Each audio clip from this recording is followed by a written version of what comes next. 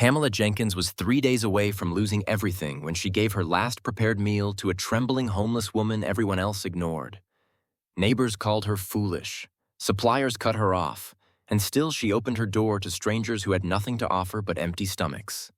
But when a sleek black car pulled up outside her failing restaurant years later, the same woman everyone assumed was, nobody stepped out wearing tailored elegance that silenced the entire street. Before we continue, if you're watching this without subscribing, you're getting the story for free, while others who hit that button are the reason we can keep bringing you these powerful moments. Don't be that person. Subscribe right now. Share this with someone who needs to hear it, and drop your location in the comments so we know where our community is. It takes 2 seconds. Do it now. Now, let's begin. Snow fell in thick curtains against Magnolia Street, muffling the city's usual noise into something almost peaceful. The narrow sidewalk glistened white under flickering street lamps, and cold air bit at anyone foolish enough to stay outside. But inside Magnolia Street kitchen, warm amber light spilled through the glass door like a promise, cutting sharply against the winter darkness. The scent of slow-cooked stew and fresh cornbread hung in the air, mixing with the faint dampness that always crept in when the door opened. Pamela stood behind the counter, flour dusting the front of her apron, her shoulders carrying the weight of 5 years' worth of barely surviving. She wasn't cleaning anymore. She was moving to distract herself from the stack of bills sitting in the office drawer she hadn't opened in 4 days. Her reflection in the chrome napkin holder showed tired eyes and a tight jaw, the face of someone who'd been told too many times that her kindness would ruin her.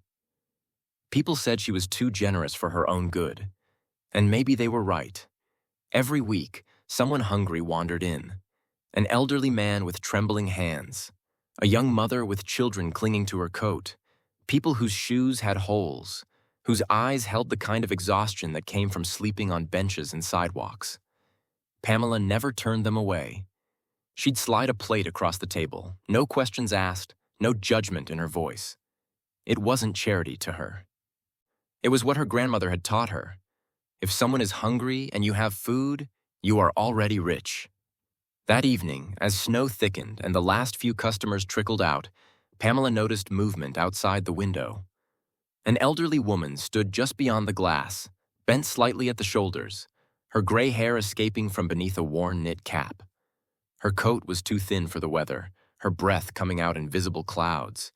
She wasn't knocking. She wasn't begging. She simply stood there, staring at the warmth inside like it was something from a life she'd lost long ago. Pamela wiped her hands on her apron and walked to the door. She pulled it open, letting cold air rush in. "Come in, ma'am," she said gently. "You don't have to stand out there." The woman hesitated, her body swaying slightly as if the invitation itself was too much to believe. Her hands trembled, not just from the cold, but from something deeper, something years of hardship had carved into her bones. "I don't have money," the woman whispered, her voice barely audible. Pamela shook her head, her expression soft but firm. "I didn't ask." From a booth near the back, 2 regulars exchanged glances. One leaned toward the other, voice low but loud enough to carry. "See, that's why she's broke," one muttered. "Giving away food to every stray that walks in."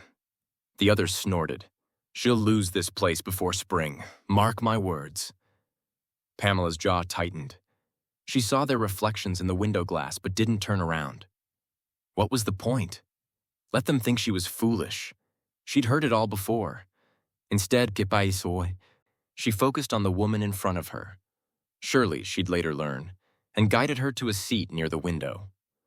Pamela poured hot tea into a chipped mug, brought out a steaming bowl of chicken and vegetable stew, and set down a plate with 2 thick slices of cornbread. Shirley ate slowly, her eyes glassy, her movements careful as if the food might disappear if she rushed. Every spoonful seemed to carry weight, like she was tasting something more than just nourishment, something she'd forgotten existed. Pamela watched quietly from behind the counter, refilling napkin holders, wiping down already clean surfaces. She noticed things about Shirley, the way the woman sat with her back straight despite her exhaustion, the way she observed the restaurant, the faded paintings on the wall, the rhythm of Pamela's movements. The few remaining customers, with a strange attentiveness, as if she were studying something important. This wasn't just an unfortunate woman. This was someone who had lived a full life before losing it. When Shirley finished, Pamela wrapped extra bread in a napkin and tucked it gently into the woman's coat pocket. "For later," she said. Shirley looked up, eyes brimming with something unspoken, gratitude, recognition, something Pamela couldn't name. "You don't know what this means," Shirley whispered. Pamela smiled softly. "I think I do." They spoke little that night. Shirley thanked her again and again before disappearing back into the snow, her figure swallowed by the winter darkness. Pamela watched her go, unaware that the night had just written the first line of a chapter that would change both their lives forever. Morning light struggled through Magnolia Street Kitchen's fogged windows, streaked with fingerprints Pamela hadn't found time to wipe. The tables sat mostly empty. Just a couple of regulars nursing coffee, their voices carrying louder than they probably realized. "Poor woman's too soft," one said, stirring sugar into his cup with deliberate slowness. "Soft," the other scoffed. "It's foolishness. You don't give away food when you can't even keep the lights on." Both men chuckled, shaking their heads as if Pamela were nothing more than a cautionary tale playing out in real time. Pamela pretended not to hear. She moved behind the counter with practiced calm, refilling salt shakers, adjusting the napkin holders. Anything to keep her hands busy and her mind from drifting to the reality of her situation. Her apron was frayed at the edges, and a thin line of tension sat across her forehead despite the coolness of the morning. But she felt their words. They weighed heavier than the overdue invoices, heavier than the supplier's final warning, heavier than the quiet fear that maybe, just maybe, kindness wasn't enough to keep her dream alive.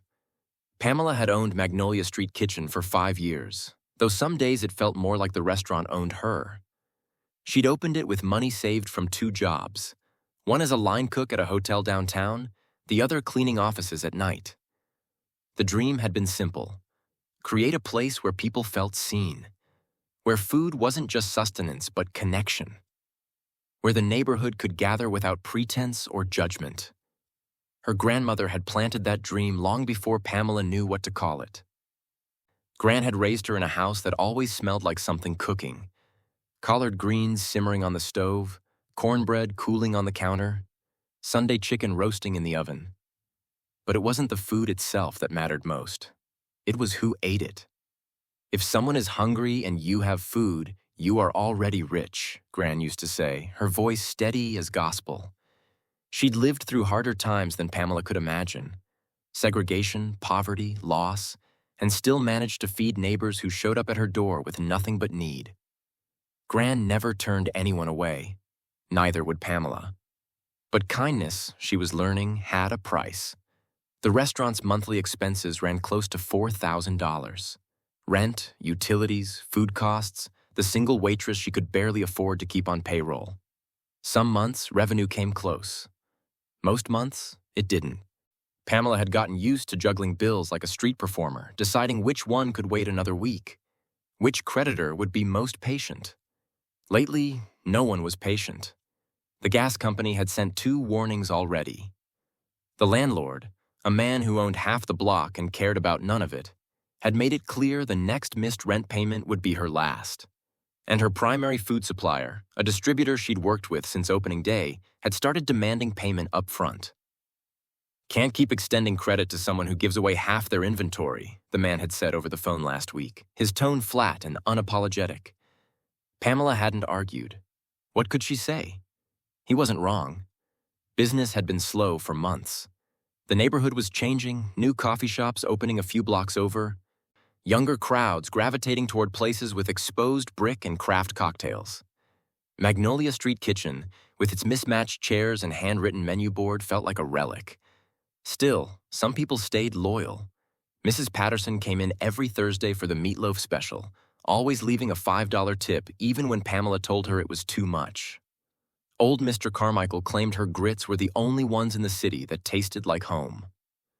A few construction workers from the site down the street grabbed breakfast most mornings, their laughter filling the space in a way that made the struggle feel almost worth it.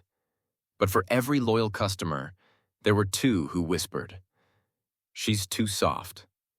Doesn't know how to run a business." Won't last another year. Pamela heard it all. In the grocery store, at the bank, even in her own dining room. From people who came for cheap food and free judgment. It stung. But she kept going. 3 days after feeding Shirley for the first time, the old woman returned. Pamela noticed her through the window just before closing. Same threadbare coat, same hesitant posture, standing in almost the exact spot as before. This time, Pamela didn't wait. She walked to the door and opened it before Shirley could decide whether to knock. "Come in," Pamela said, her voice warm but weary. "I saved you a plate." Shirley's eyes widened slightly, surprise flickering across her weathered face. She stepped inside, moving with that same cautious grace, as if taking up space required permission. Pamela guided her to the window seat again and brought out chicken stew, tonight with dumplings, and a cup of chamomile tea. Shirley accepted it without words, only a nod that carried more gratitude than any sentence could.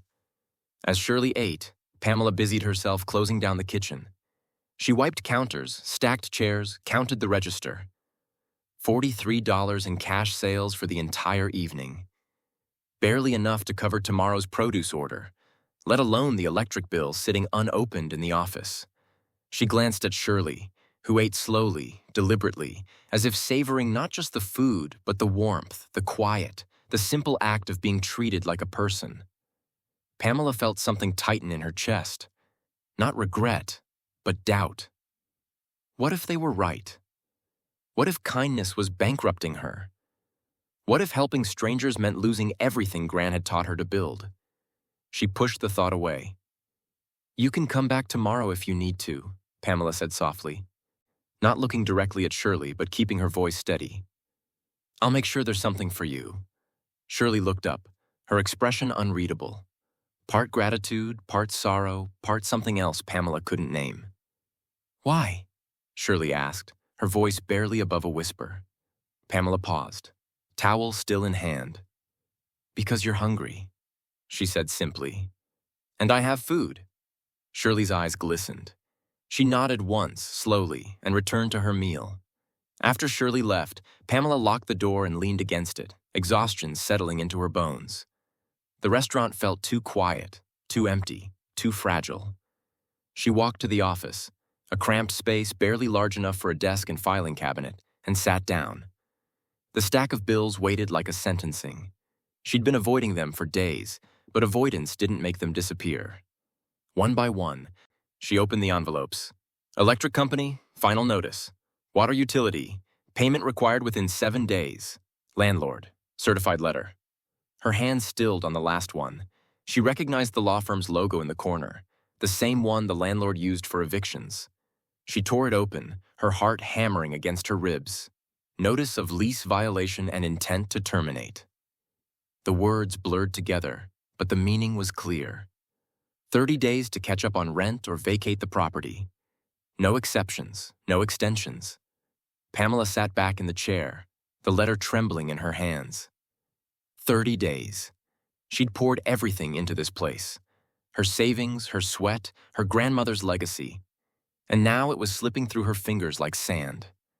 Outside, snow began to fall again, soft and silent. Pamela stared at the notice, the weight of it pressing down on her chest.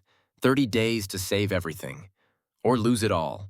Shirley became part of the rhythm of Magnolia Street kitchen, the way rain becomes part of winter. Quietly, inevitably, until Pamela couldn't remember what the evenings felt like without her.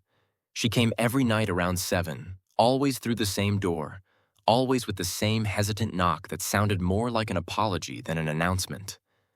Pamela would look up from whatever she was doing, prepping for the next day, cleaning the grill, counting register receipts that never added up to enough, and nod toward the window seat.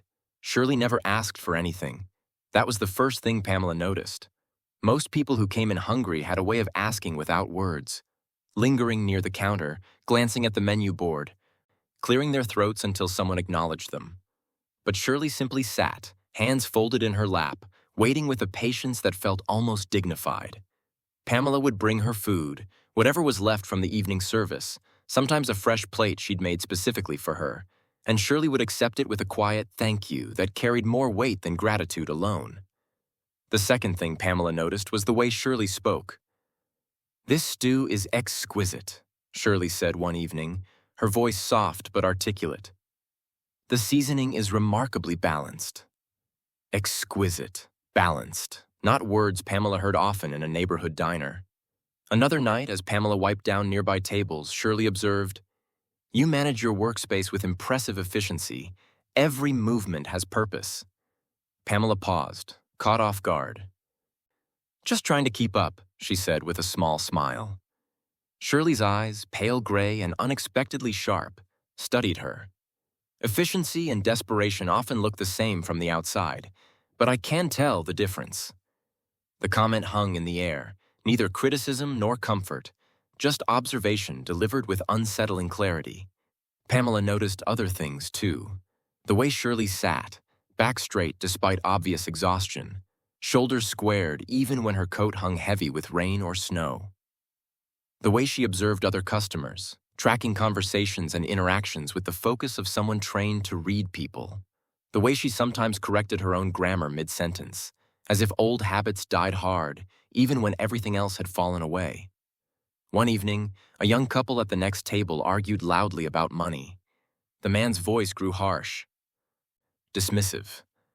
The woman's eyes filled with tears. Shirley turned slightly in her seat, her gaze sharp and assessing. For a moment, she looked like she might intervene. Her mouth opened, her posture shifted. But then she caught herself, settling back into silence as if remembering she no longer had the authority to speak into other people's lives. Pamela saw it all. "You weren't always—" Pamela started one night, then stopped herself, unsure how to finish the sentence without giving offense. Shirley looked up from her soup, a faint smile touching her lips. "On the streets?" she offered gently. "No, I wasn't." Pamela sat down across from her, something she rarely did with customers but felt right with Shirley. "You don't have to talk about it if you don't want to." "I know," Shirley said. She took a slow sip of tea, her hands steadier than they'd been weeks ago. "I had another life once, a full one. But life has a way of unraveling faster than we can hold it together." "What happened?" Pamela asked softly. Shirley was quiet for a long moment, her eyes distant.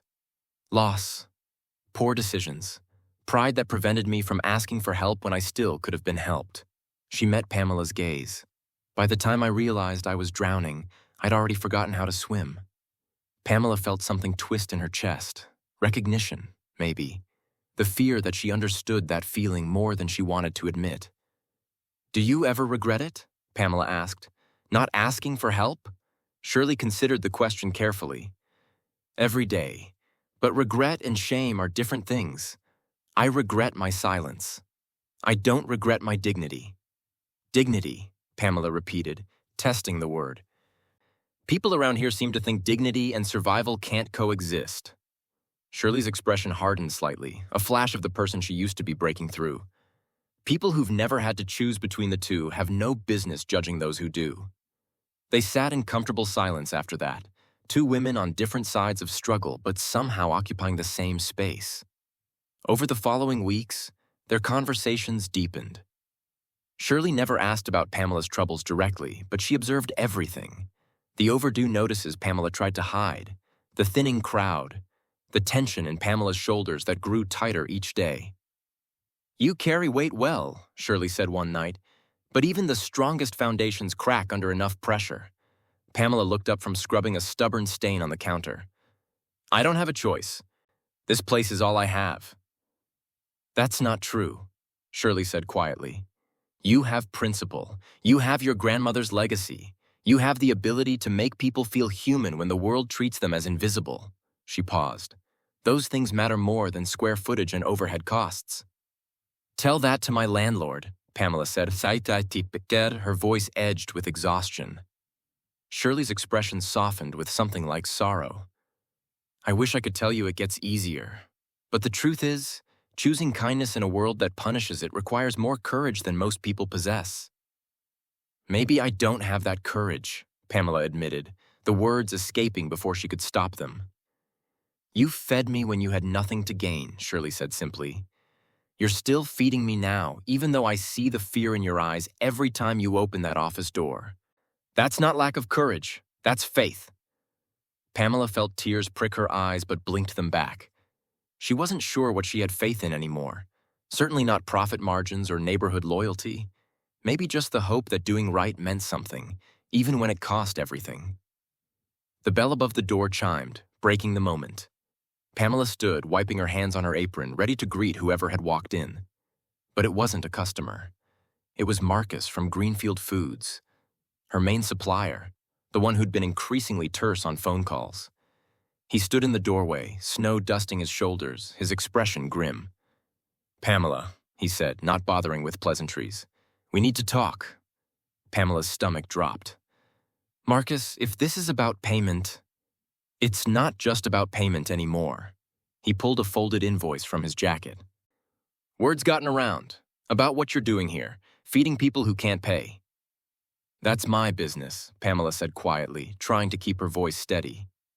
"And this is mine," Marcus replied, not unkindly but firmly.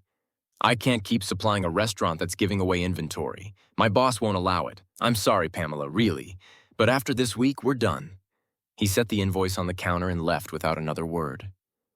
Pamela stood frozen, the weight of his words pressing down like a physical force. No supplier meant no food meant no restaurant. Behind her, Shirley sat in silence, watching with those sharp gray eyes that seemed to see everything Pamela tried so desperately to hide. The invoice Marcus left behind sat on the counter for 2 days before Pamela found the courage to open it.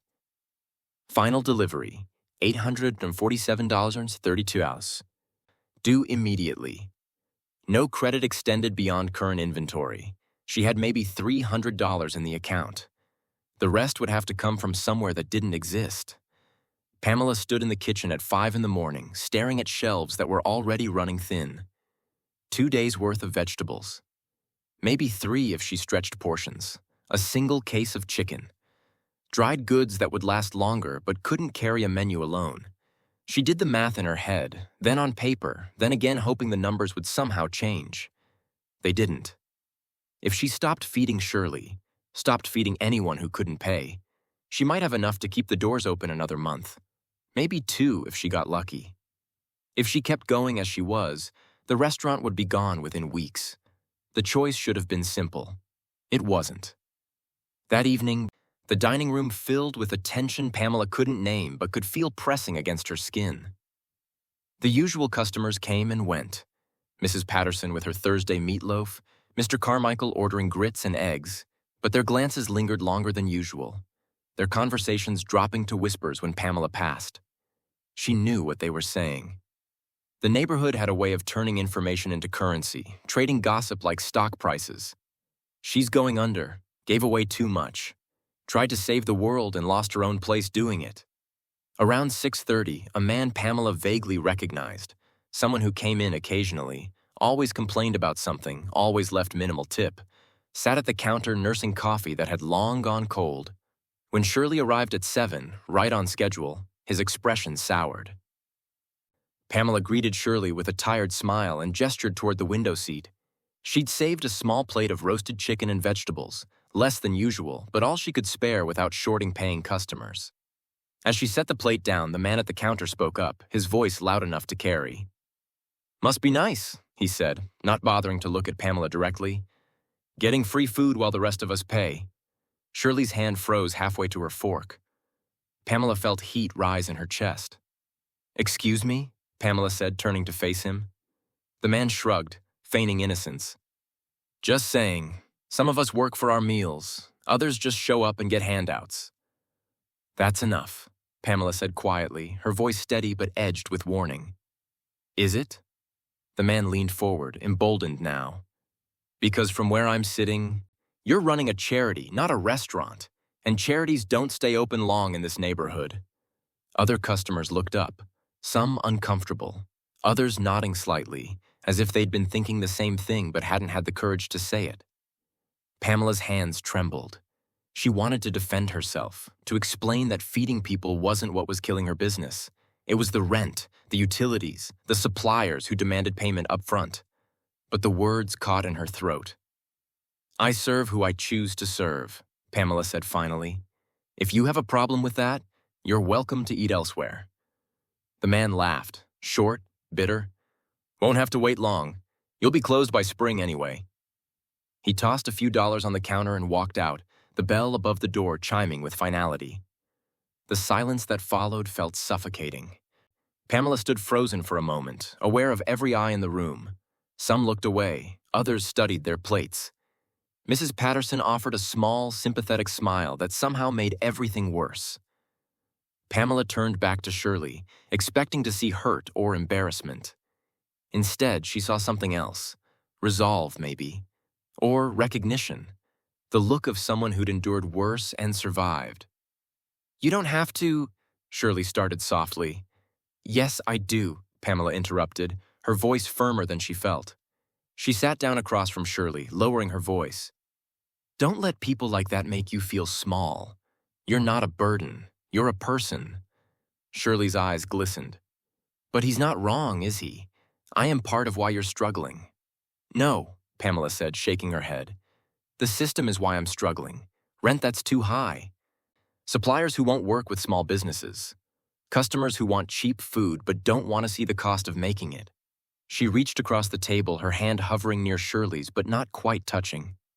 You didn't create this. You're just caught in it, same as me. Shirley looked down at her plate, her shoulders sagging slightly. I never wanted to be anyone's burden. You're not, Pamela insisted. But even as she said it, she felt the weight of the lie. Because the truth, the terrible, honest truth, was that she didn't know how much longer she could afford to keep her principles intact. Over the next week, the gossip intensified. Customers who'd been regulars for years suddenly found reasons to eat elsewhere. See, a couple who used to come every Saturday made a show of walking past the window and choosing the new cafe down the block instead. Even the construction workers, her most loyal breakfast crowd, started showing up less frequently. Pamela watched her revenue drop day by day, like watching blood drain from a wound she couldn't stop. Bills piled up. The landlord called twice. The electric company sent a disconnection notice. She was drowning, and everyone knew it. Still, every evening at 7, Shirley appeared. But something had changed. Shirley grew quieter, her presence more hesitant. She ate faster, as if trying to minimize the time she took up space. She stopped making observations, stopped offering her careful, insightful comments. She became smaller, folding into herself like origami. Pamela noticed, but didn't know how to fix it. One night she tried to start a conversation, something about dignity, something that might bring back the Shirley who spoke with confidence despite her circumstances. But Shirley only nodded politely and finished her meal in silence. When she left that night, she paused at the door, her hand resting on the frame. She looked back at Pamela with an expression so full of sorrow and gratitude and apology that Pamela felt something crack inside her chest. Thank you, Shirley said softly. For everything. It sounded like goodbye. Pamela wanted to say something, to tell her to come back, to promise that things would get better, to assure her that kindness still mattered even when the world punished it. But before she could find the words, Shirley disappeared into the night. The next evening, 7 o'clock came and went. No knock at the door. No hesitant figure standing outside the window. Pamela kept glancing up, expecting to see Shirley's familiar silhouette, but the street remained empty. 8 o'clock. 9 o'clock. Closing time. Still nothing. Pamela locked the door and stood in the quiet restaurant, a plate of food she'd prepared sitting untouched on the counter. Shirley was gone, and Pamela couldn't shake the terrible feeling that somehow, despite everything she'd tried to do, she'd failed the one person who'd needed her most. Days passed, then weeks. The seat by the window remained empty. Pamela found herself looking toward it constantly, while cooking, while serving other customers, while closing down at night. Each time, she half expected to see Shirley sitting there, hands folded, waiting with that patient dignity that had become so familiar. But the seat stayed empty. She tried not to worry, tried to tell herself that Shirley had found help elsewhere, found shelter, found something better than a struggling restaurant and a plate of food that came with side orders of neighborhood judgment. But worry settled in anyway, heavy and persistent. Pamela walked the surrounding blocks during slow afternoons, scanning faces, looking for a worn knit cap and gray hair. She checked the usual places: the bus shelter 2 streets over, the covered alcove behind the library where people sometimes slept. She asked other business owners if they'd seen an elderly woman matching Shirley's description. No one had. It was as if Shirley had simply dissolved into the city, becoming invisible again, or perhaps had never been visible to begin with, except to Pamela. Winter deepened. Then began its slow retreat. Snow turned to slush, then to rain. The streets lost their white silence and returned to their usual gray noise. March arrived with its false promises of spring, cold one day and almost warm the next. Magnolia Street kitchens survived, though survived felt generous. Pamela had made painful choices.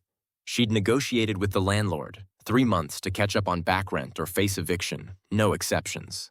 She'd switched to a smaller, cheaper supplier whose produce wasn't as fresh but was available on credit. She'd cut her waitress down to part-time, doing most of the work herself. She stopped feeding people who couldn't pay. The decision had felt like betrayal, like abandoning everything her grandmother had taught her. But the alternative was closing completely, and at least this way the doors stayed open.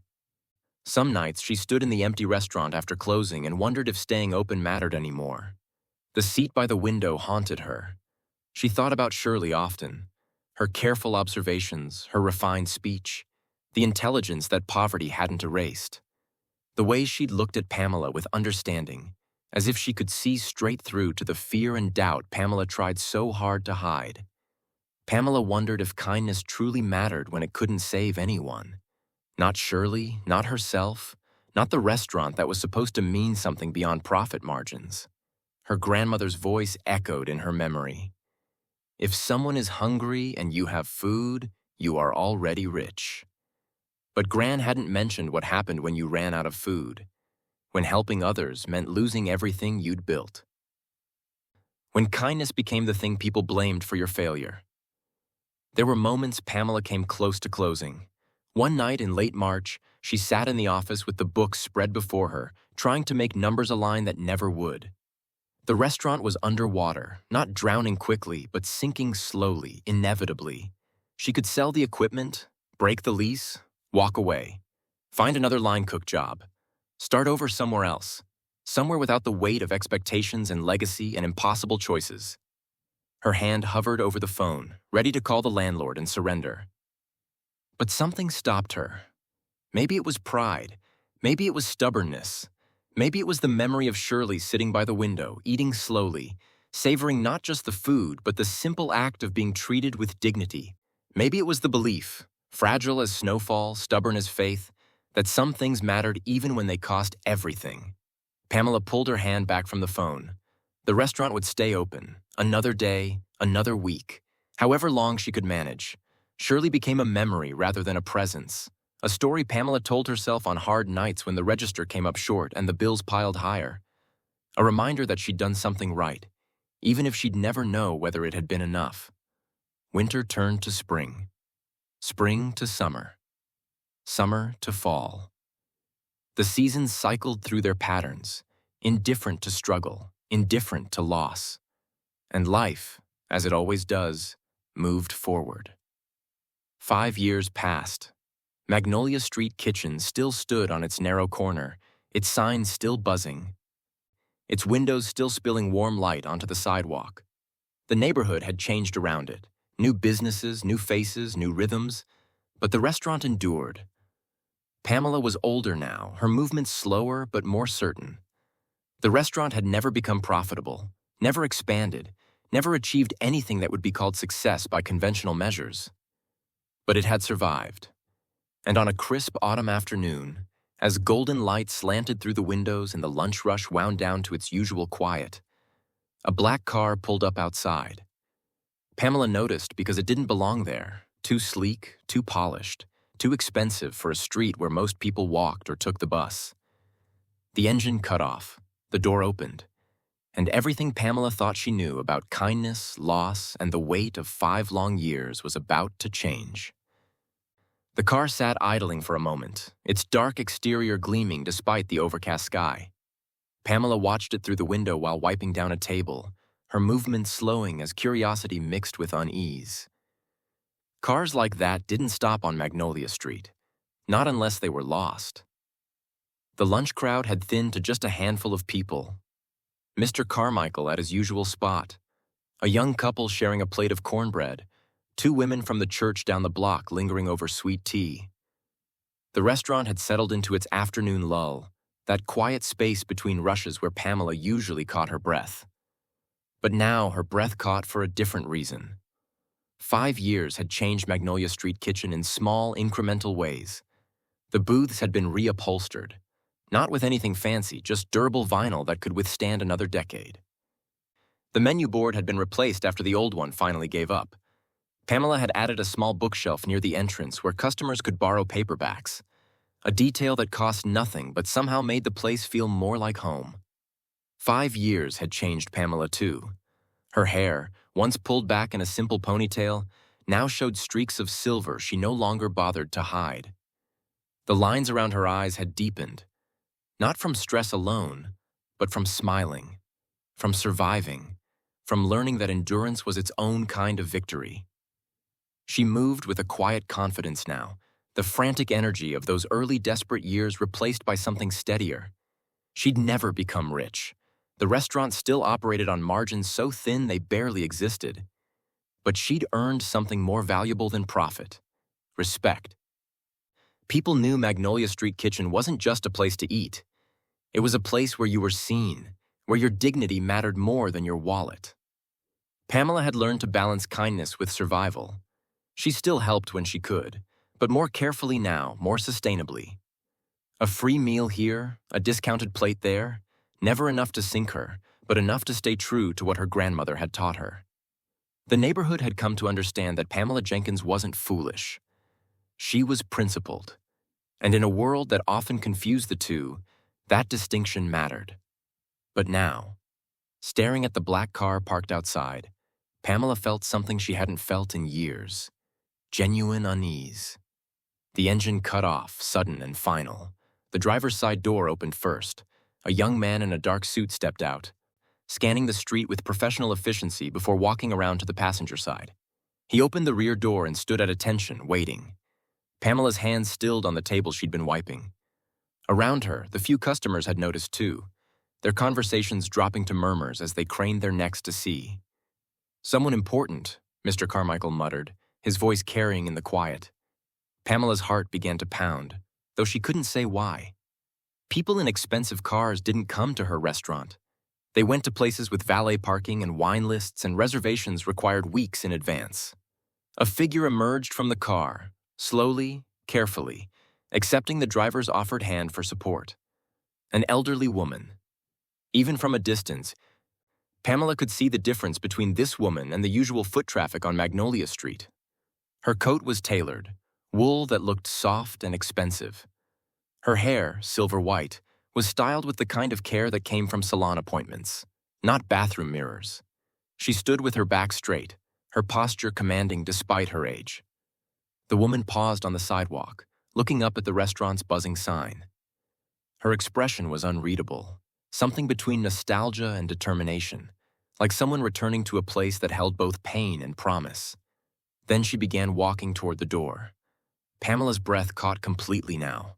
There was something familiar in the woman's movement, something in the way she held herself that tugged at a memory Pamela couldn't quite place. The bell above the door chimed.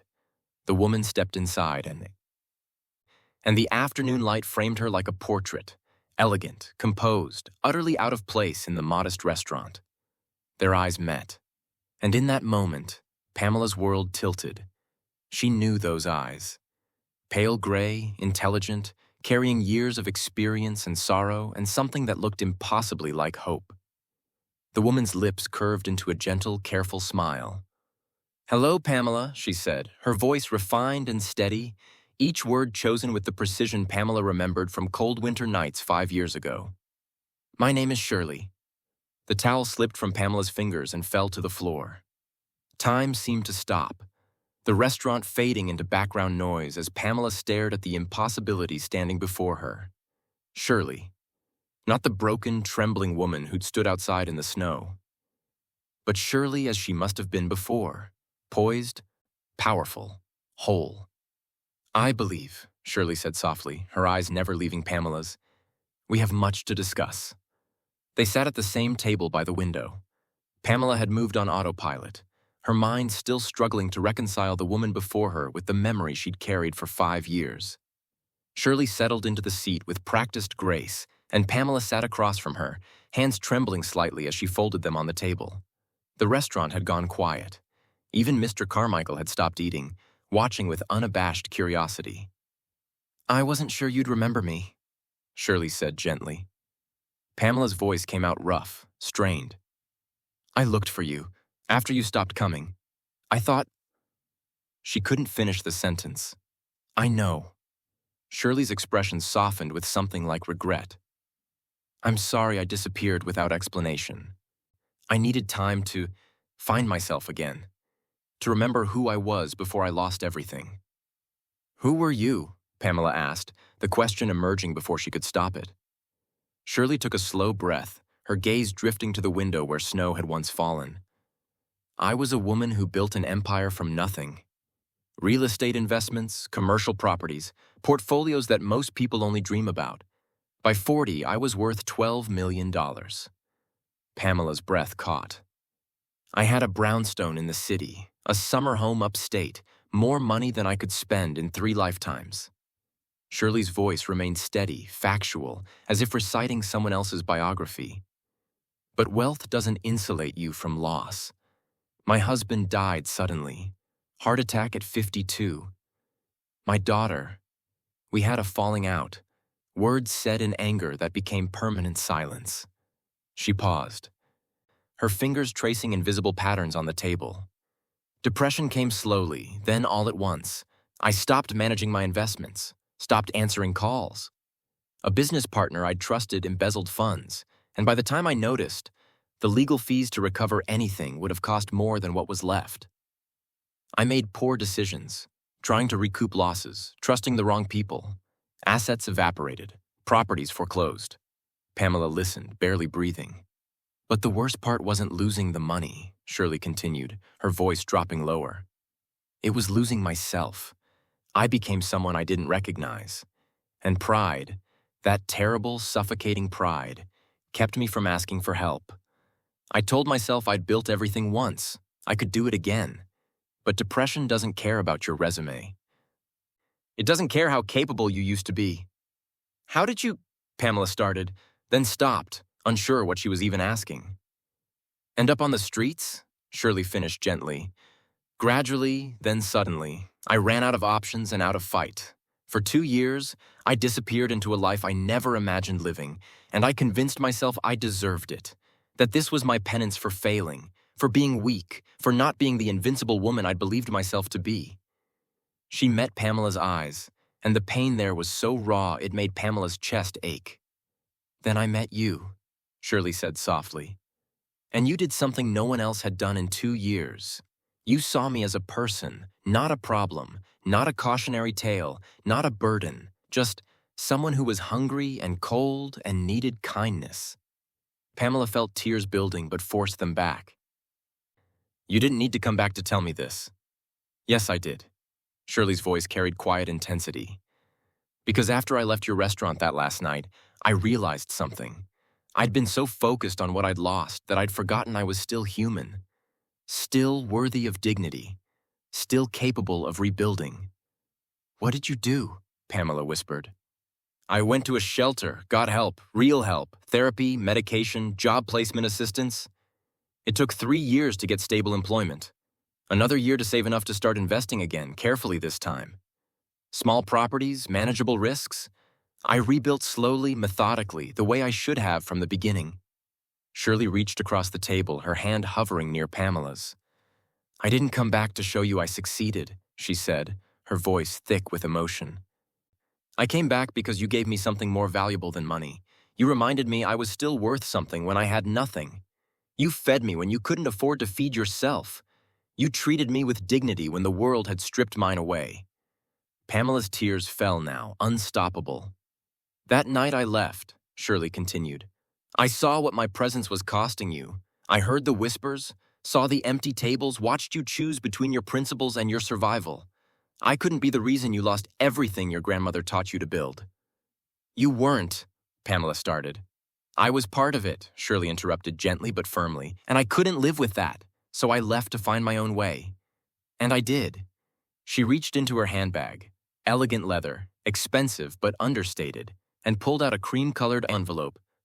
This is why I'm here, Shirley said, placing it on the table between them. Pamela stared at it, her heart hammering. Shirley, I don't want— Open it, Shirley said softly. Please. Pamela's hands shook as she picked up the envelope. It felt heavier than paper should, weighted with something beyond physical mass. She opened it carefully, her fingers clumsy with emotion. Inside was a check.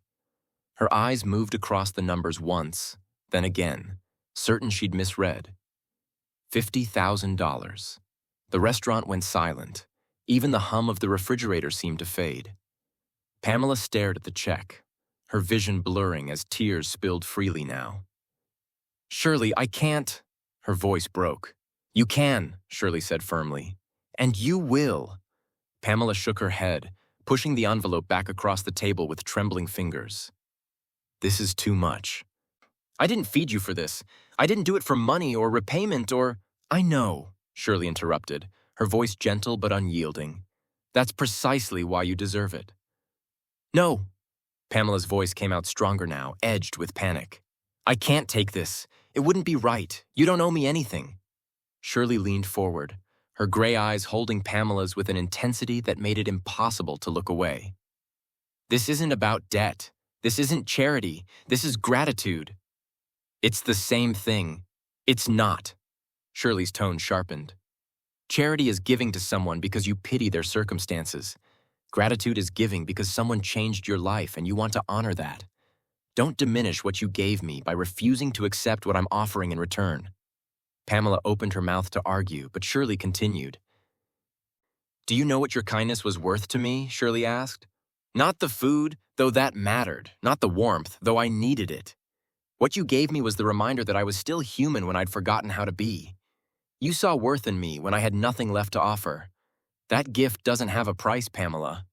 But this, she gestured to the check, this is my attempt to honor it.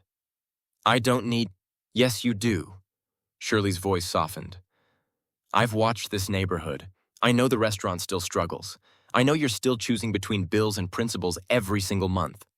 I know you still help people even when it costs you. Pamela looked down, unable to deny it. Let me do this, Shirley said quietly. Not as repayment, as partnership. This restaurant matters. What you do here matters. The dignity you give people matters, and I want to ensure it continues. Pamela's chest felt tight, her breath coming in shallow gasps. Why? Because kindness saved my life, Shirley said simply, and now I have the means to ensure it can keep saving others. The silence stretched between them, heavy with meaning. Finally, Pamela spoke, her voice barely a whisper. No publicity. Shirley's eyebrows raised slightly. What? If I accept this, Pamela's hands hovered over the envelope. No publicity, no press, no interviews about the generous benefactor or the struggling restaurant owner. No turning this into a story people consume and forget. A slow smile spread across Shirley's face. Agreed. Just impact, Pamela continued, her voice gaining strength. Just helping people. Just keeping the doors open so the next person who's hungry has somewhere to go. Just impact, Shirley echoed, nodding. That's all I want. Pamela picked up the envelope again, this time not to push it away, but to hold it against her chest.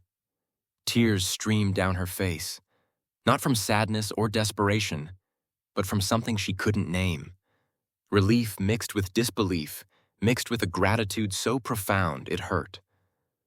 I don't know what to say, she whispered. You don't have to say anything, Shirley replied. You already said everything that mattered 5 years ago when you opened your door. Around them, the restaurant remained quiet.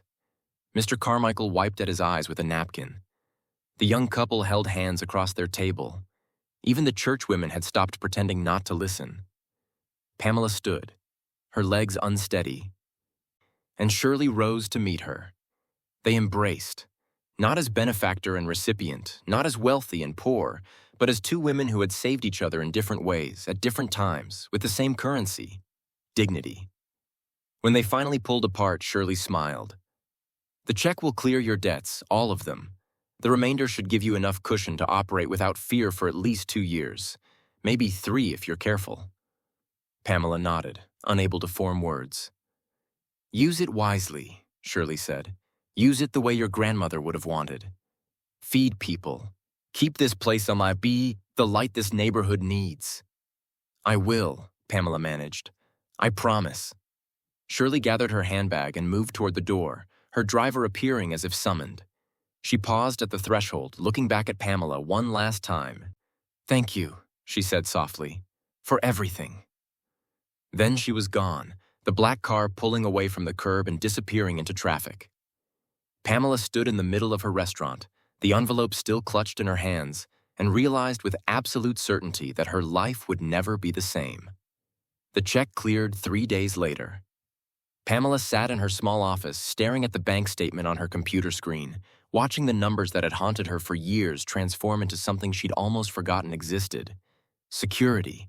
She paid the landlord first, every cent of back rent, plus 6 months forward. Then the utilities, the suppliers, the small business loan she'd taken out in desperation 2 years ago. One by one, the debts that had pressed against her chest like stones lifted away. When it was done, she sat in the quiet office and cried. Not from relief alone, though that was part of it. She cried because kindness, the thing people had called foolish, the thing that had nearly destroyed her, had somehow circled back and saved her. Magnolia Street Kitchen didn't change overnight. Pamela didn't renovate or expand or rebrand. She didn't add expensive menu items or hire additional staff. The restaurant remained what it had always been, a modest neighborhood place where people came not for luxury, but for warmth. But something shifted in the way Pamela operated. With financial stability came freedom. Not to be reckless, but to be intentional. She created a quiet system, unmarked and unannounced. A small chalkboard behind the counter tracked community meals. Plates set aside each day for anyone who needed them. No questions asked, no shame attached. Some days she fed 3 people, some days a dozen. It didn't matter. The point wasn't the number. The point was the promise. If you were hungry, there was a place for you here. Word spread differently this time, not as gossip about a failing business owner who couldn't manage her generosity, but as something else, a story about a restaurant that understood struggle, that treated dignity as currency more valuable than cash. People came. Some paid, some couldn't. Pamela served them all.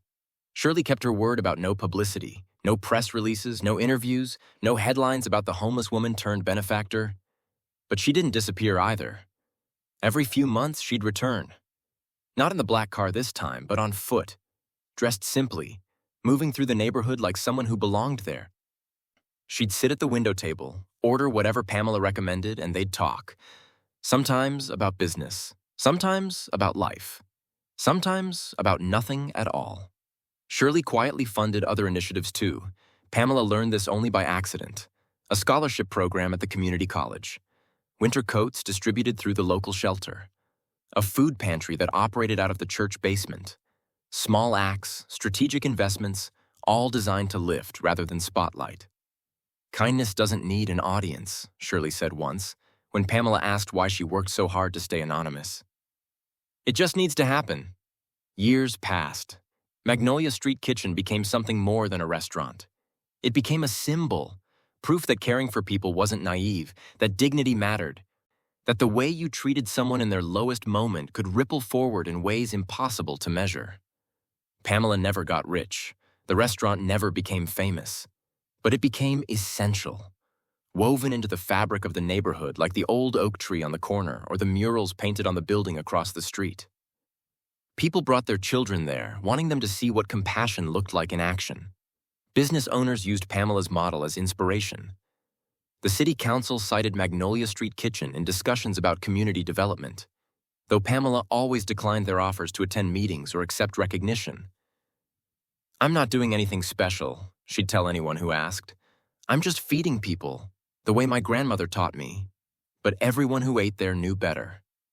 On a cold evening in late November, snow began to fall, the first of the season, soft and silent, coating the sidewalk in white.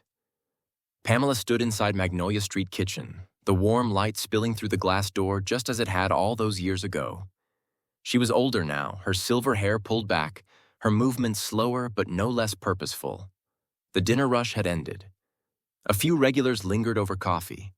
The kitchen was clean, the tables wiped down, everything in its place. She was about to flip the sign to closed when she noticed a figure outside. A young man, thin and shivering, stood just beyond the window. His jacket was inadequate for the weather, his hands shoved deep in his pockets. He didn't knock, didn't call out, just stood there staring at the warmth inside like it was something from a life he'd lost. Pamela recognized that look. She'd seen it before, on a night very much like this one, on a woman who'd carried loss and dignity in equal measure. Without hesitation, Pamela walked to the door and opened it. Cold air rushed in, but she didn't flinch. She extended her hand in invitation, her voice gentle but certain. "Come in," she said. "You don't have to stand out there." The young man's eyes widened, surprise mixed with disbelief, as if kindness were a language he'd forgotten how to understand. Pamela smiled, the same smile she'd given Shirley all those years ago. "I didn't ask if you have money," she said softly. "I asked you to come in." He hesitated for only a moment before stepping across the threshold, into warmth, into light, into a place where dignity lived alongside stew and cornbread, and the quiet certainty that everyone deserved to be seen. Behind him, snow continued to fall. And Pamela understood, finally, completely, what her grandmother had known all along. Kindness doesn't shout. It doesn't demand recognition or guarantee reward. It simply waits, patient and persistent, for the moment when someone needs it most. And when that moment comes, it shows up. Again and again and again. Pamela never fed Shirley to be saved. But kindness, in its own time and its own way, found its way back to her anyway. Because that's what kindness does. It circles, it returns, it multiplies. And somewhere between hunger and hope, between struggle and grace, it transforms not just the people who receive it, but the people who give it too.